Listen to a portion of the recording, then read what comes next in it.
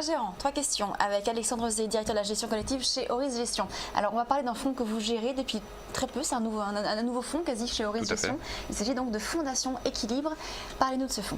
Fondation Équilibre est un fonds d'allocation d'actifs diversifié, prudent, qui fonde ses investissements sur une analyse fondamentale de la macroéconomie et de la microéconomie et qui met en parallèle un système de gestion des risques et de budget de risque qui permet à la fois de diversifier et de gérer la volatilité du portefeuille. Donc c'est un fonds prudent. On voit par exemple là sur l'écran que vous avez une allocation surtout sur les obligations. Hein. Vous êtes à un peu plus de 67% sur les obligations et 26% sur les actions. Bon là c'était à décembre. Voilà, donc c'est un parti vraiment. On dit souvent que le marché obligataire n'est pas forcément très intéressant, mais si on veut jouer la prudence, c'est ce qui est plus intéressant. Effectivement, on peut trouver des poches de performance.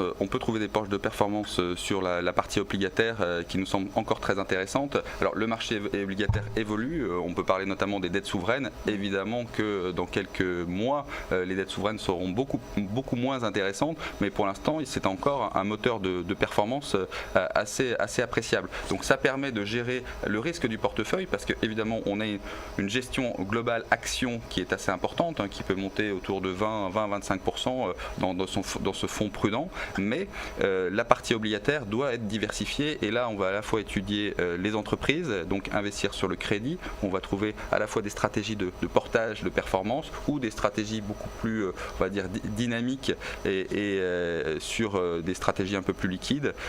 Mais cette partie obligataire doit permettre d'obtenir une performance entre 3 et 6% par an de manière assez régulière. Alors ça fait seulement donc 3 mois que vous avez repris ce fonds. Comment est-ce que vous sélectionnez les actifs que vous mettez dans le fonds? Alors tout d'abord, on a une réflexion globale. On trouve des idées et puis on analyse pendant plusieurs semaines ces idées avec les investissements qui peuvent aller en face. Puis après, on détermine les budgets de risque, c'est-à-dire que chaque idée d'investissement, chaque potentiel d'investissement doit être intégré dans le fonds et nous devons regarder de près à la fois le risque intrinsèque à cet investissement et au reste du portefeuille, c'est-à-dire qu'on doit mêler les investissements actuels avec les investissements du portefeuille. Et là, on va analyser stratégie par stratégie nos investissements pour balancer le risque entre d'un côté des stratégies par exemple sur les rendements actions ou des stratégies sur le high yield européen. Donc tout ça se fait de manière en gestion de budget de risque, ce qui permet d'allouer une volatilité extrêmement faible par rapport aux risques, enfin en tout cas aux investissements pris dans le portefeuille. Alors donnez-nous des exemples un petit peu d'arbitrage que vous avez fait ces derniers mois. Eh bien écoutez, depuis 2 mois, nous avons, suite à la baisse du pétrole, ce qui était très intéressant, c'est à côté de la baisse du pétrole, c'est de voir tous les dommages collatéraux, en tout cas tous les impacts collatéraux qu'ils pouvaient avoir sur ce pétrole. Donc nos analystes ont beaucoup travaillé sur cette thématique-là pour assez rapidement sortir du high yield américain qui avait la faveur quand même de beaucoup d'investisseurs. Pourquoi le high yield américain? Parce que beaucoup de sociétés fortement capitalistiques étaient emprunteuses nettes sur ce marché et allaient souffrir de cette politique-là. A l'inverse, quand vous regardez de près l'impact du pétrole, notamment la baisse du pétrole, eh bien vous avez des stratégies qui peuvent être tout à fait intéressantes sur à la fois la consommation aux États-Unis qui est de plus en plus importante puisque le prix du gallon baisse, et puis sur la déflation, enfin en tout cas la baisse des taux, puisque ça amène une baisse des prix et donc des taux encore plus à la baisse. Donc ça a permis aussi d'allouer de manière un peu plus forte nos allocations sur des taux, notamment des taux souverains, et penser à ce qu'allait faire la BCE cette semaine depuis maintenant quelques mois.